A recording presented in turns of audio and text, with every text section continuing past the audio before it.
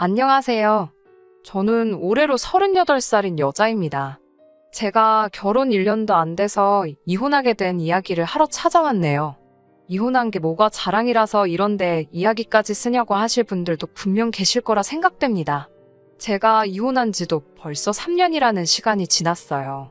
이제 와서 이야기를 하는 이유는 얼마 전에 마음씨 곱게 먹지 못한 시댁이 어떻게 되었는지 제 두 눈으로 똑똑하게 보고 왔거든요. 뿌린 대로 거둔다더니 욕심부리던 전 시댁이랑 전 남편 꼴을 보니 속이 너무나 후련했네요.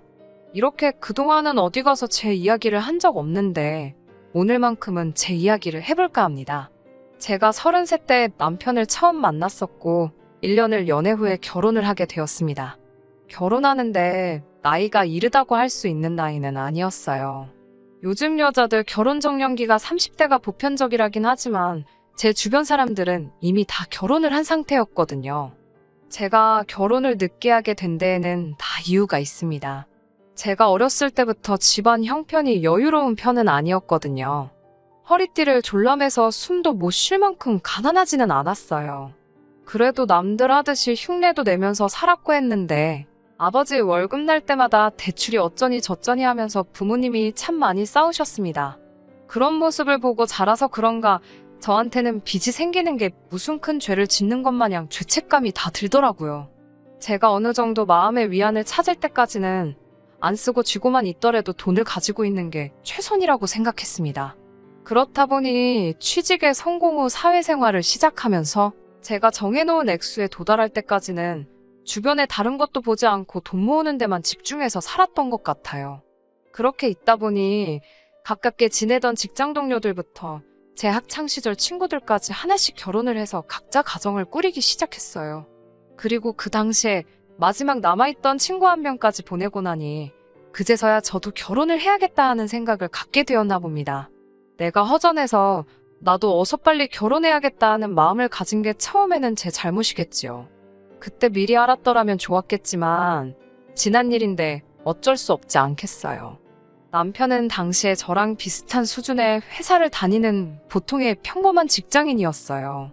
나이는 저랑 같은 나이로 동갑내기 커플이었습니다. 다른 걸 다 떠나서 기가 세지는 않아서 남자다운 모습은 적었지만 제 마음을 편하게 해주는 그런 점이 좋았습니다. 1년 정도 비교적 짧은 기간을 연애했지만 이 사람이라면 결혼해도 좋겠다 하는 확신을 주는 사람이었어요. 두 사람 사이에 결혼 이야기가 오고 가기 시작하면서 남편이 모아놓은 돈이 저보다 적다는 사실을 알게 되었습니다. 제가 당시 9년 가까이 회사 생활하면서 모아놓은 돈이 3억이었어요. 갖고 싶은 거 먹고 싶은 거 참아가며 한 달에 250에서 300 사이로 꼬박 저금해서 모아놓은 돈입니다. 남편이 저보다 돈을 많이 모았을 거라고는 당연히 생각하지 않았어요. 제가 그 돈을 어떻게 모았는지는 세상 그 누구보다 제 자신이 잘 알고 있었으니까요. 정말 먹을 거 안 먹고 쓸 돈 안 쓰고 악착같이 모았던 돈이니 당연히 그럴 수밖에 없다고 생각합니다. 게다가 남편은 저처럼 대학 졸업 후 바로 취직한 것도 아니고 군대도 다녀왔어야 했고 취직하는데도 준비가 더 필요했으니 경력만 따져도 저보다 짧았으니까요. 그렇다고 남편이 돈을 펑펑 쓰는 스타일은 아니었어요. 어느 정도 착실한 면도 있고 저축하는 습관이 있는 건 연애하면서도 알고 있었지요. 남편이 저랑 동갑이었지만 저보다 경력은 짧았는데 남자가 5년 일해서 1억을 모아놓았으면 그것도 굉장히 잘 모아놓은 거라 생각했지요. 저도 남편도 둘 다 저축하는 습관이 있으니 아무래도 그게 가장 결혼을 결정하는 데 있어서 큰 부분을 차지했던 것 같았습니다. 남이 돈 빌려다 쓰는 거 무서운 줄 알고 그런 것들이 저랑 잘 맞는다고 생각했지요. 그런데 남편이 하루는 좋은 소식이 있다면서 싱글벙글해하면서 말을 건넸어요. 남편이 집에, 그러니까 시부모님께 우리 결혼에 대해서 이것저것 이야기해봤다고요. 시부모님은 일단 제가 돈을 많이 모아놓은 것에서 엄청 놀라워하셨다고 하더라고요. 그리고 그러면서 남편에게 제안을 하나 해오셨다고 해요. 세상이 앞만 변했다지만 남자가 집 해가는 게 맞는 거 아니겠냐면서 집 한 채는 못 해주더라도 제가 가져오는 만큼은 맞춰주고 싶다고 하셨다는 거예요. 결론적으로는 저희 결혼하는데 돈을 보태주시겠다는 이야기였지요. 듣던 중 반가운 좋은 소식이기는 했지만 제 반응은 솔직히 뜨뜻미지근했어요. 그도 그럴 게 남편과 그동안 연애하면서 가족에 대한 이야기를 몇 번 나눈 적이 있었거든요. 일단 저는 말씀드린 대로 저희 집 형편이 제가 돈을 모으는 것과는 다르게 여전히 좋지는 않았습니다. 하지만 시댁 형편도 별반 다를 것 없는 상황으로 알고 있었거든요. 시댁은 사업으로 음식점을 하고 있었어요. 그런데 메뉴도 요즘 사람들 이목을 끌만한 그런 메뉴는 아니었고 장사도 별로 잘 안 되는 걸로 말을 했습니다. 요즘 트렌드에 맞게 인테리어도 바꾸고 메뉴도 추가하고 뺄 건 빼고 해야 한다고 몇 번을 말씀드렸는데 두 분 프라이드 때문에 받아들여지지 않았다대요. 시부모님이 그 식당을 한 자리에서 엄청 오래 하셨다고 해요. 그래도 왕년에는 줄 서 있는 게 끝이 안 보일 정도로 인기가 많았던 맛집이라고 하더라고요. 그나마 그때는 돈을 쓸 시간이 없어서 모을 수밖에 없다고 할 정도로 엄청 벌었었다고. 그래서 시부모님이 가게와 음식에 대한 자부심이 엄청 강하시다고요.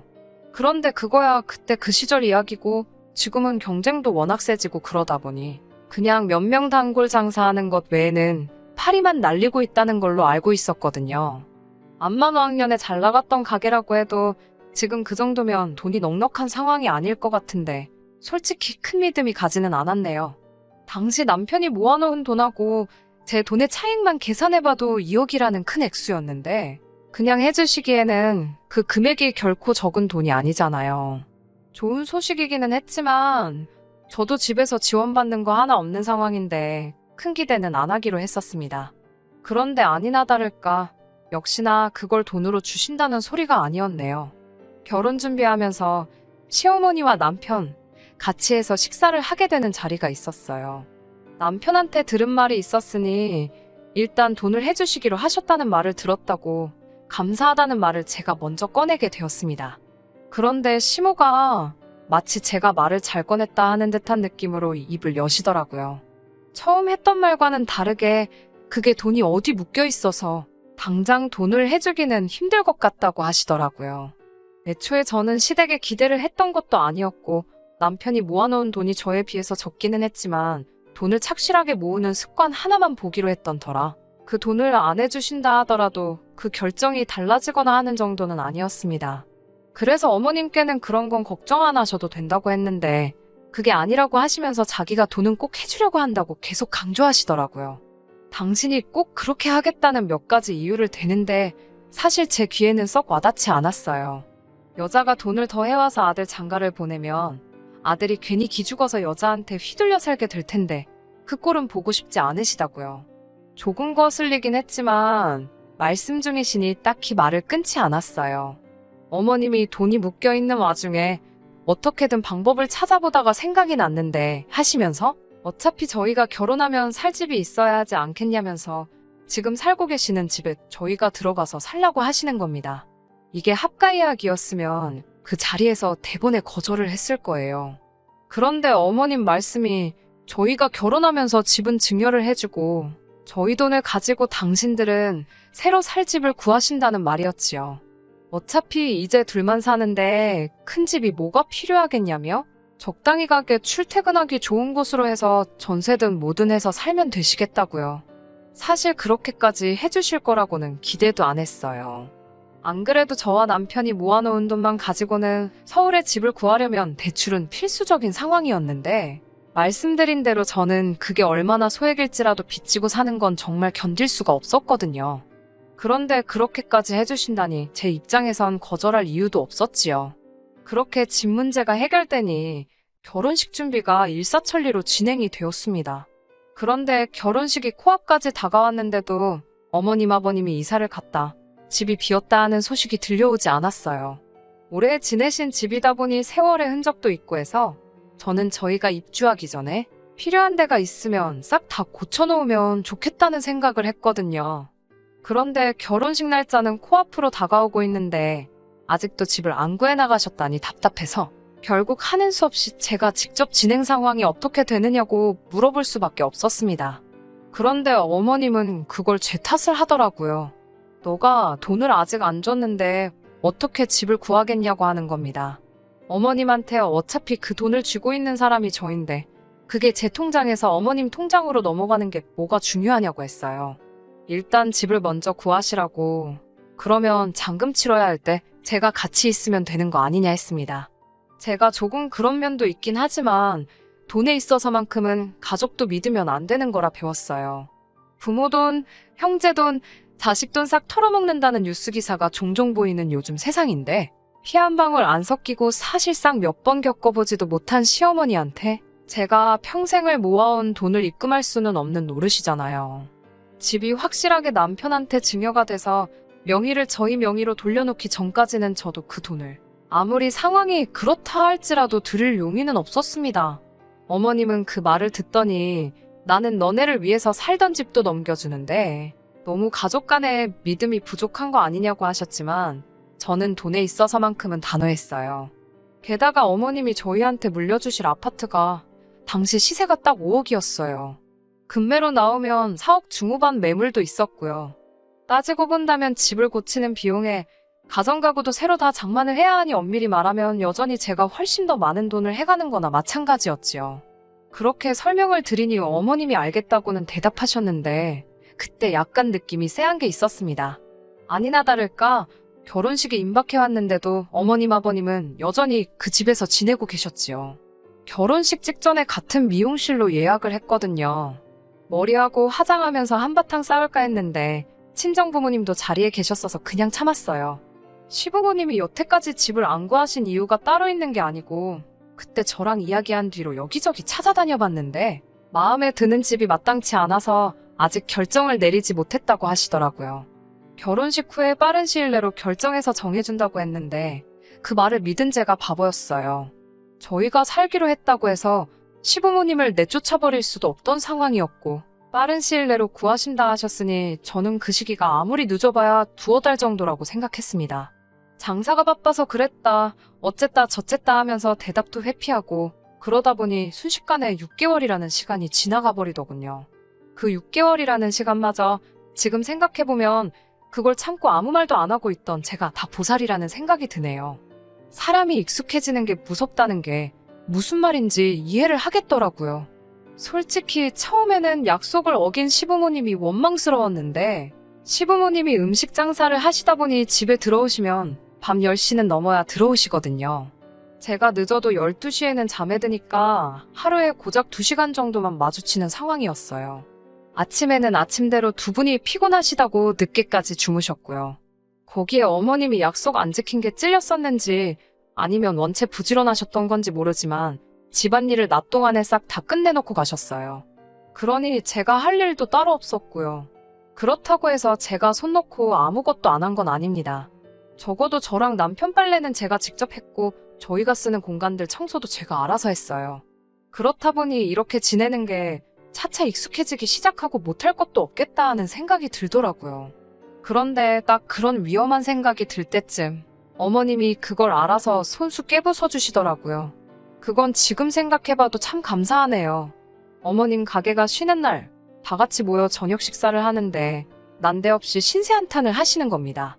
어느 집에 아직도 시부모님하고 신혼 때부터 합가에 사는 집이 있는지는 모르겠지만 어머님이 하는 말이 자기 아는 누구네 집은 며느리가 시부모 모시고 살면서 집안일은 커녕 손에 물도 못 대게 해서 씻지도 못한다더라. 뭐 이런 이야기를 하시는 거예요. 저 들으라고 하는 말씀이셨던 거죠. 약속을 어긴 것까지는 참겠는데 시키지도 않았는데 당신이 스스로 눈치를 봐놓고서는 저 때문에 힘들다 하는 게 어이가 없었던 거죠. 그래서 저도 그냥 밥 먹으면서 대수롭지 않게 받아쳤어요. 그 집 며느리는 출근을 안 하거나 그 집에서 뭐 크게 받을 게 있는가 보죠. 이러면서 일부러 더 심하게 이야기했습니다. 그랬더니 어머님이 그 말을 듣고 기분이 나쁘다고 하면서 저한테 뭐라 하기 시작하는 겁니다. 애초에 약속 지켜주려고 했는데 돈 앞에서 가족도 안 믿는 못된 며느리 때문에 이러고 있는 거 아니겠냐고요. 다 제가 자초한 일인데 말을 그렇게 버르장머리 없이 하느냐며 저한테 뭐라고 하는 겁니다. 저도 어른 상대로 잘한 건 없지만 그래도 여태껏 아닌 척 보내온 시간도 있고 이대로도 살면 살겠다고 괜찮다 생각했던 제 자신에게 화가 나서 결국엔 같이 언성이 높아지게 되었습니다.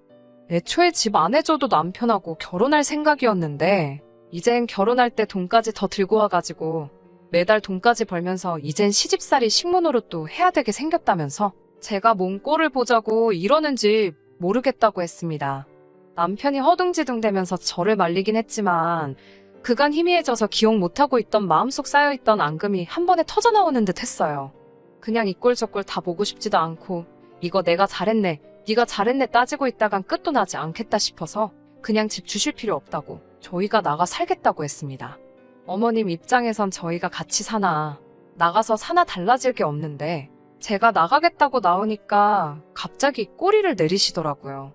그때 왠지 기분이 쎄하더라고요. 방금까지 원성을 높이시던 분이 제가 나가겠다고 드니 아닌 척 하는 게 말이지요. 그래서 저는 더 제 주장을 굽히지 않고 당장 저희가 집을 구해서 나갈 테니 그렇게 알라하셨지요. 제가 강하게 나오니 어머님이 숨기고 있던 사실을 말해주더군요. 가게 광고를 하고 싶어서 남편이 모아놓은 돈을 썼다고요. 그건 또 무슨 소린가 싶었어요. 집 구할 때 계약금으로 써야 한다고 가져간 돈인데 그 돈으로 가게 홍보를 했다니까요. 게다가 무슨 연예인을 섭외해서 CF를 찍은 것도 아닌데 무슨 홍보 비용으로 1억이란 큰 돈을 쓰냐고 따졌지요. 그러니 하는 말이 하는 김에 가게 인테리어도 좀 손보고 시설도 바꾸고 아무튼 돈을 다 써버렸다고 하는 겁니다. 어이가 없어서 당장 그 돈 돌려내라고 했어요. 그랬더니 이번에는 남편이 가세해서 한마디 하더라고요. 저는 부모님이 지가 그렇게 고생해서 번 돈을 그런 허튼 데다가 다 날려먹었으니 저랑 같이 화를 낼 줄 알았는데 남편이 팔이 안으로 굽었는지 부모님 편을 드는 겁니다. 그 돈 자기가 들인 거나 마찬가지라고요.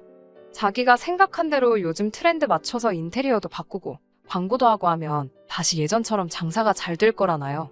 그러니 시부모님도 그 틈을 놓치지 않고 저한테 당신들이 얼마나 잘 나갔는지 아냐고 왕년에 돈 좀 만지던 시절 이야기를 하시더라고요.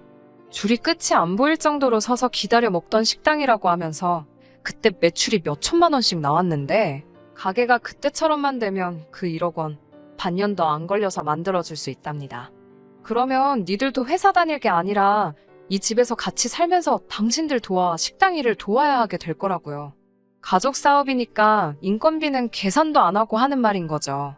인테리어 바꾸고 그깟 홍보 좀 했다고 뭐 크게 바뀔 게 있나시냐고 그런 거는 모르겠고 돈 많이 버시라고 아무튼 저희는 나가야겠으니 하루빨리 남편 돈도 다시 만들어서 돌려달라고 했어요. 그랬더니 어머님이 그러지 말고 그러면 그냥 이 집에서 같이 살고 이참에 제 돈까지도 가게에 투자를 해보자는 겁니다. 그때 진짜 얼마를 버셨는지 모르겠지만 제 돈까지 같이 투자해서 들어가면 이 집도 물려주고 자기들 은퇴할 때 가게도 물려주겠다고 하시더라고요. 애초에 돈을 얼마를 벌던 간에 저는 음식집을 운영하고 싶은 생각도 없고 매출 뻔하고 어떻게 될지 눈에 보이는데 제 돈을 그런 데다가 투자하고 싶은 마음도 없었어요. 그래서 싫다고 다시 한번 거절하고 6개월이면 갚을 수 있는 돈이면 대출이라도 받아서 돌려달라고 했어요. 아들한테 갚지 말고 다른 데다 갚으시라고요. 사실 당장 그 돈을 마련하기 힘든 거 알고 있었고 감정이 격해서 제가 억지를 부리는 부분도 있었어요. 남편이 한순간만이라도 제 편에 서서 한마디만 했더라면 제가 이혼까지는 하지 않았을 수도 있습니다. 그런데 남편은 제 편을 들어주기는커녕 저를 설득하려 들더라고요. 생각해보면 남는 장사라고 하면서 사실 시부모님이 가게가 잘 될 때 시설 투자도 안 하고 영원히 잘 될 거라 생각해서 지금 저렇게 된 거지. 음식도 맛있고 자기가 운영에 조금만 개입하면 떼돈을 벌 테고 집이며 가게며 물려받게 되면 우리가 남는 장사라고 하는 거예요. 지가 뭐가 그렇게 잘나서 다 망해가는 가게를 살린다는 건지. 백 선생님이 오셔도 안 될 것 같은데 무슨 수로 네가 그걸 해내겠냐고. 헛소리 말고 네 돈 받아내라고 아니면 그냥 나는 여기서 빠져주겠다고 했습니다. 그리고 결국 그렇게 이혼하게 되었네요.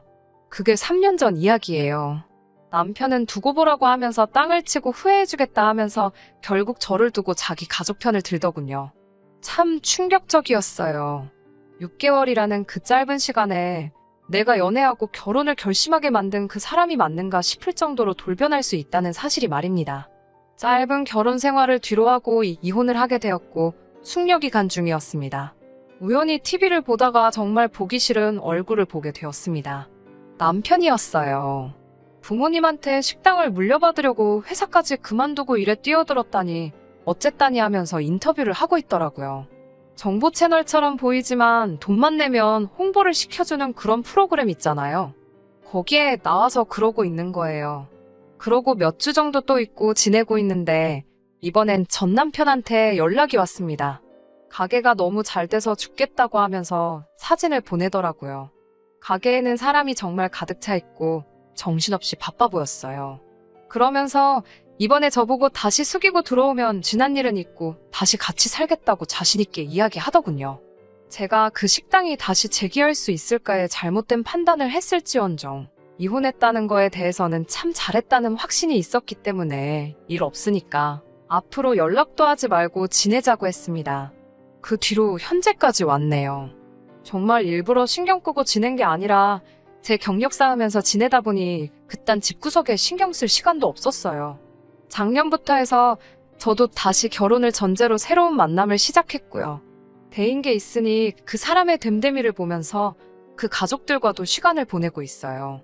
자기 자식보다는 당연히 제가 덜 이쁘겠지만 다행히도 전시부모 같은 사람들도 아니고 제가 한번 다녀왔다고 해서 이상한 색안경을 끼고 봐주지도 않은 좋은 사람들입니다. 아무튼 우연찮게 데이트를 하다가 시부모가 식당을 하던 곳 근처에 들렀던 적이 있어요. 어차피 다 끝난 일 아니겠냐고 재밌겠다고 한번 얼마나 맛있는 걸 팔길래 저 같은 사람을 놓쳤는지 그 사람들 얼굴 좀 보고 싶다며 제 남자친구가 시부모가 하던 그 식당에 손님으로 가보자고 하는 거예요. 저도 다른 건 몰라도 재미는 있겠다 싶었고 이 사람 앞에서 저도 과거에 연연하는 거 아무것도 없다는 모습도 보여줄 겸 해서 다녀와 봤는데 가게가 아예 망해서 없어졌더라고요. 옆가게 사장님한테 여기 TV에도 나오고 줄 서서 먹던 데 아니냐고 어떻게 된 거냐고 물어봤지요. 음식이 기똥차게 맛있는 것도 아니고 그냥 먹을 만한 정도였는데 그 큰 돈을 들여서 공사를 하고 홍보를 하고 하니까 사람들이 한 번씩은 와본 거 아니겠냐고 하더라고요. 그리고 문제는 그게 다였다고요. 요즘 손님들도 입맛이 귀신 같아서 한 번 먹어보고 아니면 아닌 거 따간다고 그러니까 반짝 장사 좀 잘 되다가 손님이 끊어져 버렸다고 하더라고요. 그러다가 작년 재작년 때 코로나로 직격탄을 맞으면서 아예 망해버렸다대요. 워낙에 이 동네 자체가 그 당시에 피해도 많이 봤는데 거기는 홍보비에 들어간 돈이 회수가 안 되고 물 들어올 때 노젓는다고 그때 벌었던 돈들도 다 재투자를 했다나 봐요. 그래서 결국 견디지 못하고 가게는 망해 없어져 버리고 말았다네요. 듣자 하니 전 남편은 재취업을 하기에는 경력도 애매하고 나이는 또 많아서 새 직장 구하다가 어디서 아르바이트 같은 거 하면서 돈을 벌고 있다나 봐요. 시부모님은 가게 살려보겠다고 집을 담보로 대출까지 끌어다 쓴 듯 하더라고요. 솔직히 그러면 안 되는데 뿌린 대로 거둔다고 약속까지 어겨가며 남이 돈 노리던 사람들의 말로가 저렇다니 그게 너무 통쾌하고 속이 시원해서 저도 모르게 사람들 보는 앞에서 망한 가게를 보고 소리내면서 웃을 뻔했네요. 그 여운이 아직도 가시지 않아서 어떻게 보면 제 치부가 될 수도 있는 이혼 경험담이지만 이렇게 여러분들하고 같이 알고 싶어서 사연으로 보내봤습니다. 저도 앞으로 뿌린 대로 거둔다는 말을 깊이 새겨서 저렇게 업보를 되돌려받는 삶을 살지 않도록 조심해야 할 것 같네요. 끝까지 들어주셔서 감사합니다. 오늘의 사연은 여기까지입니다. 구독과 좋아요, 알람 설정 부탁드리고 더 좋은 사연으로 다시 찾아뵙겠습니다. 감사합니다.